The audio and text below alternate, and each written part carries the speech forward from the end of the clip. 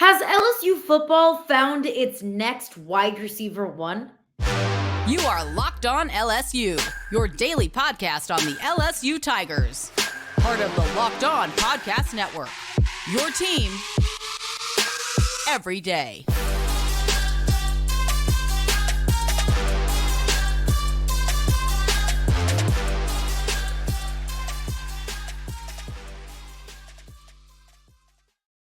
What's up, y'all? Welcome into Locked On LSU. Thank you for making us your first listen every single day. We're free and available wherever you get your podcasts, also on the YouTube page as well. Just search Locked On LSU in the YouTube search bar and then subscribe, comment, like, rate, review, all of that great stuff. Always appreciate you for making us your first listen every single day and for also interacting with the podcast. All right, let's get into it. Has LSU found an early emergent candidate for wide receiver one? We knew after the exit of Malik Nabers and Brian Thomas Jr., who are both headed to the NFL draft, we knew that there was going to be a massive hole left by those two. But also the biggest question was, well, who's going to be the next guy? There's no guarantee that it's going to be a duo like we were lucky enough to be, graced with Malik Nabers and Brian Thomas Jr. this past year, but who would emerge as the guy? Brian Kelly spoke with the media after spring practice over the weekend and shed some light on exactly who that player could be. But before we get into that, I got to let y'all know that today's edition of Locked On LSU is brought to you by LinkedIn. These days, every new potential hire can feel like a high-stakes wager for your small business. That's why LinkedIn Jobs helps find the right people for your team faster and for free. So post your job for free at linkedin.com/lockedoncollege. Terms and conditions apply. So LSU came into this season in 2024 with a stacked wide receiver room, but with varying levels of experience. That LSU football is not going into this season, or at least I viewed it at the conclusion of last season. There wasn't that clear-cut favorite player who was going to be the guy poised and ready for a breakout. And we knew after the 2022 season, Malik Nabers would be back and Malik Nabers would be a problem. Who was going to be number two? Now, that was the question. Brian Thomas Jr. emerged as the number two. Now, who will emerge as number one? Is it Kyren Lacy or Chris Hilton? Two rather veteran players that have been around and have kind of waited in the shadows of a Malik Nabers and a Brian Thomas Jr. and a Kayshon Boutte and so on and so forth, and have just kind of been waiting their turn. Is it one of these younger, less experienced players that waited their turn, and although they're young and inexperienced, they can make a massive impact? Maybe a Shelton Sampson or an Aaron Anderson who transferred in from Alabama and is, expected to play more of a special teams role early on, but could be ready to play more of a go-to guy role. Brian Kelly shed a little bit of light of who it very well could be the wide receiver one this upcoming season, and it's Kyren Lacy. This is Brian Kelly on what he has seen from Kyren Lacy in spring practice. One of the things that has clearly been present is that consistency. That wasn't necessarily the case with Kyren. He was easily distracted at times.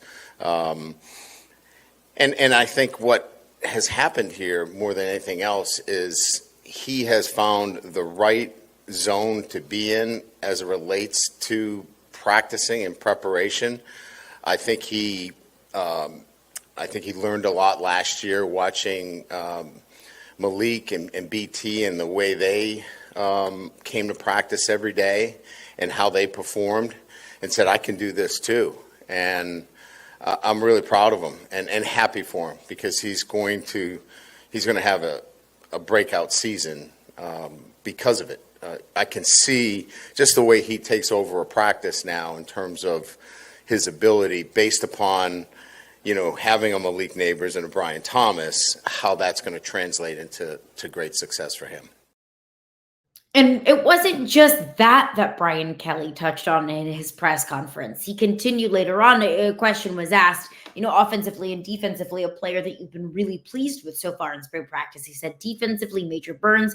We'll get more into the defensive side of the ball on a future episode of Locked On LSU. But he said offensively, he said, look, I don't mean to just continue to harp on the same things that I just mentioned, but it's Kyren Lacy. And he just continued to, gush about what Kyren Lacy has done in practice. And if you've been following along with some of LSU football's posts on Twitter or X, whatever the heck you want to call it, over the past few weeks, you have seen that it is big time play and massive catch after another. And it just seems like one of the bigger questions that we have, or that we have had as LSU fans, of who will emerge at that position. It's got to be someone.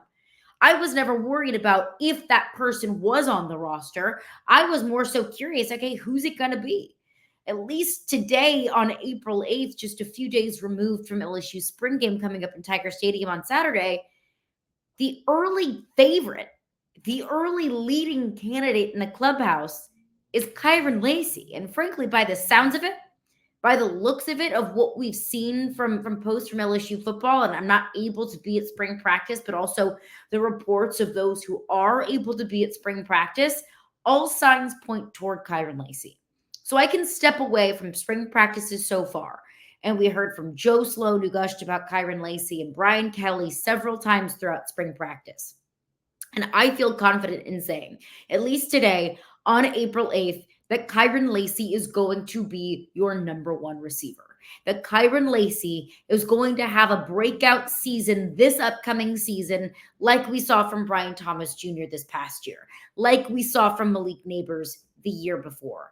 That we can expect Kyren Lacy to be that next. No, of course, that can change. Whether you see major developments as you go throughout fall camp and throughout the rest of the season, and Garrett Nussmeier starts building more chemistry with other receivers, of course, that's always subject to change. But at least as of right now, April 8th, during spring practice, Kyren Lacy will be the guy. So if that continues throughout the season and Kyren Lacy's breakout season does in fact come to fruition, then the question is, who else? Who else steps up to be that number two? Will it be a Kyren Lacy season with, this love spread around him? Will it be Kyren Lacy 1, Chris Hilton 2, and then supplementary role players after that? Is it a Kyren Lacy 1 and then a Kyle Parker or a Kai Pran, like a Shelton Sampson, like I just mentioned? That's now the question for me. If Kyren Lacy's your guy, who else is going to step up? And who next season could look at what Kyren Lacy did in this offseason, like how Kyren Lacy kind of learned from Malik Nabers and Brian Thomas Jr. and what it took to be, quote unquote, the guy, and what it took to take that next step forward. Which young receiver is going to observe with this more veteran group of receivers is doing this offseason and has the potential of doing throughout the regular season. And then that comes to fruition for them moving in the future. That's when you just create like the absolute factory at this position. So it looks like we're poised and ready for a Kyren Lacy breakout season. At least that's what we've heard so far from Brian Kelly throughout spring practice. Who else at another position offensively could be ready for a breakout? Is he ready for a breakout, or is Brian Kelly more so tempering expectations? We'll get into that coming up next after just a few words from our sponsors.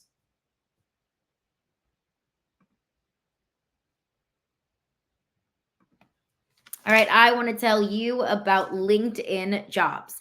When you're hiring for your small business, you want to find quality professionals that are right for the role. That's why you have to check out LinkedIn Jobs. LinkedIn Jobs has the tools to help find the right professionals for your team faster and for free. And one of the great things about LinkedIn is it's not just like any other job board. LinkedIn has a vast network of more than 1 billion professionals, that's billion with a B, which makes it the best place to hire.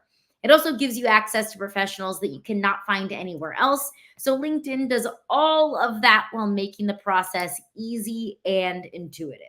LinkedIn knows that small business owners and small businesses themselves, they're wearing so many different hats. They don't have a ton of time. They don't have a ton of resources, don't have a ton of money dedicated to hiring that next person to add to the team.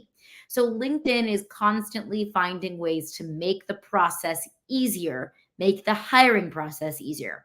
They even just launched a feature that helps you write up job descriptions, which makes the process even quicker and even easier than that. So post your job for free at linkedin.com/lockedoncollege. That is linkedin.com/lockedoncollege to post your job for free. Terms and conditions apply. All right, rolling along here, Locked On LSU. Thank you for making us your first listen every single day. We're free and available wherever you get your podcasts. And of course, we're part of the Locked On Network, your team every single day.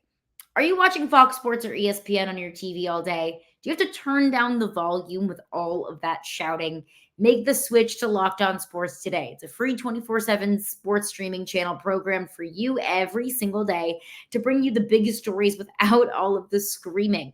Locked On Sports today brings you can't miss analysis, opinions, and news, streaming 24/7 on YouTube or the free Amazon Fire TV channels app.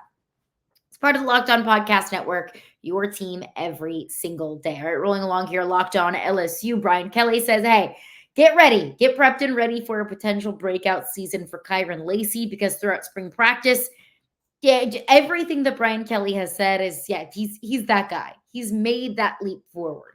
He's been more consistent. He has done what he's needed to do and has proven to us that he can be reliable on and off the field. But should we be prepped and ready for another breakout at another position, at least offensively? Are we looking at running back? Can we expect Caleb Jackson, who's coming into his second year, can we expect him to take that next step forward? And it's a more nuanced discussion, I think, than the wide receiver position, because the running back position simply does not have the same depth and it does not have the same experience. It just doesn't have the same number of bodies as the wide receiver position. I mean, it feels like you've got hundreds of options at the receiver position, which I know is incredibly hyperbolic, but that's the way it feels. The wide receiver position feels like how the running back position felt last season when you had 8 scholarship running backs on the roster, which was just a gluttony of running backs. Well, this season, fast forward to spring practice, right now, pending the status of Trey Hawley, you've got Josh Williams and you've got Caleb Jackson, and that's about it. And Brian Kelly talked about how they're really trying to be conservative with Josh Williams, not overworking Josh Williams, or really not overworking the running backs as a whole throughout spring practice, because you only got 2 of them. Knock on wood, if one goes down, you really don't have a run game through the offseason. So Brian Kelly was talking about being more intentional at the running back position, but also understanding that the run game is going to change. That when you don't have Jaden Daniels essentially carrying the entire run game, it's going to look different. That they're going to start utilizing a lot more play action, being a little bit more creative in the run game when it's not completely centered around and predicated on the quarterback position, because Garrett Nussmeier does not provide you the same threat with his legs as Jaden Daniels does. And it's not even close. So what about Caleb Jackson? Can Caleb Jackson be that go-to running back, that one bell cow running back that maybe we as LSU fans grew accustomed to over the years, whether it was Leonard Fournette being the number one go-to guy, or a Darius Geis or a Clyde Edwards-Helaire being the number one go-to bell cow back, not a running back by committee kind of feel to it. So Brian Kelly was asked about Caleb Jackson, provided a little bit of transparency of exactly where Caleb Jackson is at right now in his personal and football development. This was Brian Kelly. He is so, he cares. So he's got a huge care factor. He wants to do well.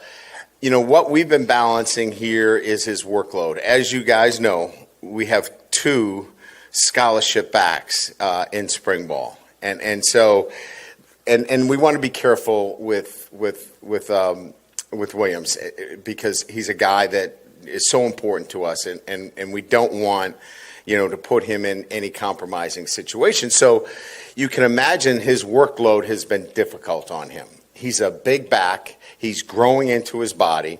So the workload capacity and the fatigue has really taught him how to take care of himself.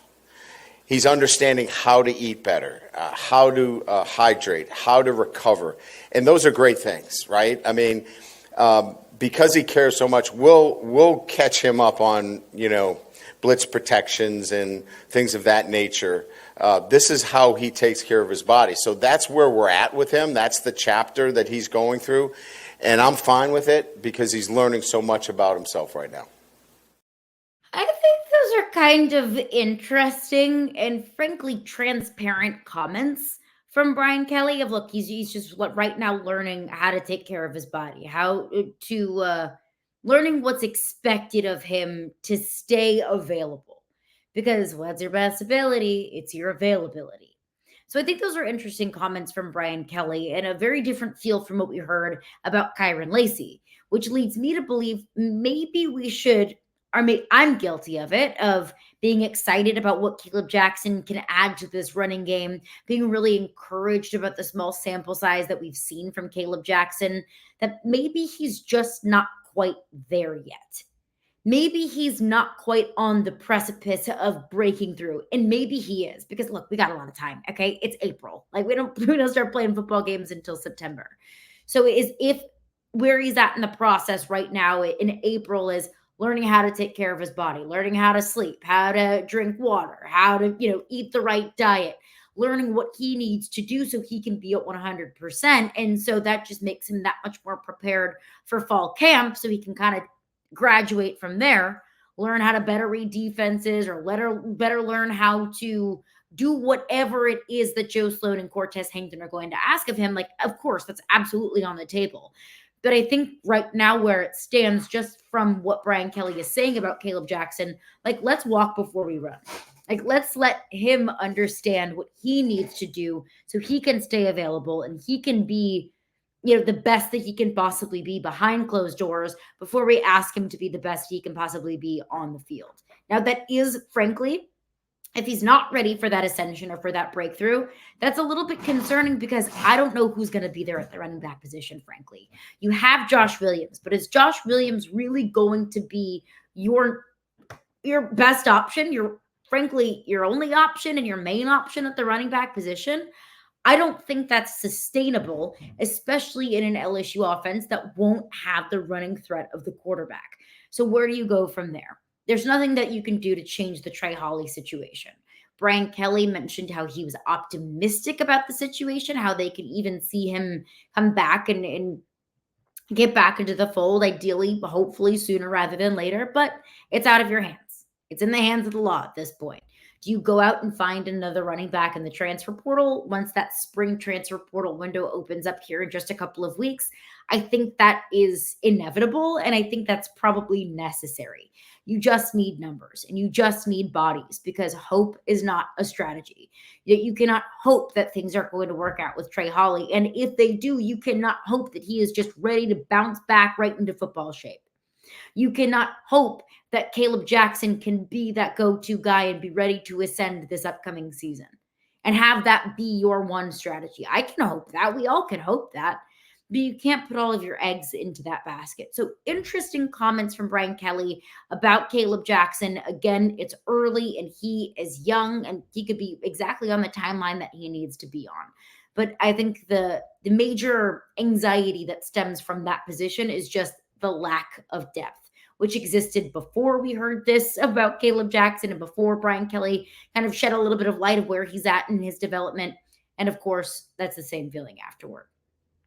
All right, coming up next, talking about players that have broken through.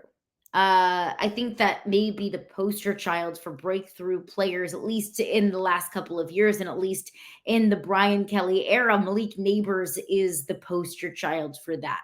Kind of coming out of nowhere and becoming not just a breakthrough player at LSU, but now eventually on the precipice of being a breakthrough player in the NFL. But are we buying the rumors that are swirling around about Malik Nabers? We'll get into that coming up next after just a few words from our sponsors. All right, rolling along here, Locked on LSU. So I saw this over the weekend on Twitter, and frankly, I had no idea where it was coming from. And when I first saw it, I really had to double and triple check exactly, okay, how credible are these sources? Is this really something that I'm going to put any sort of thought into? But this is a report from Tony Pauline. He's an NFL draft analyst at sportskita.com, which not incredibly familiar with, but we'll just roll with it. According to Tony Pauline from sources, and I'll just take it directly from the report. Quote, there are off-field questions Nabers has had to answer to during the draft process, and teams must feel comfortable with those answers if they're going to invest an early draft pick and millions of dollars in his services. There are a lot of sources that are accusing Malik Nabers of being high maintenance, and a lot have alluded to concerns about his ability to keep a level head in a big city, alluding to perhaps him struggling in a big market or a big city. When I first read this, my first initial thought was this is total and complete and utter bullcrap. And then I thought, okay, take off the purple and gold tinted glasses, actually, maybe see the forest for the trees here a little bit.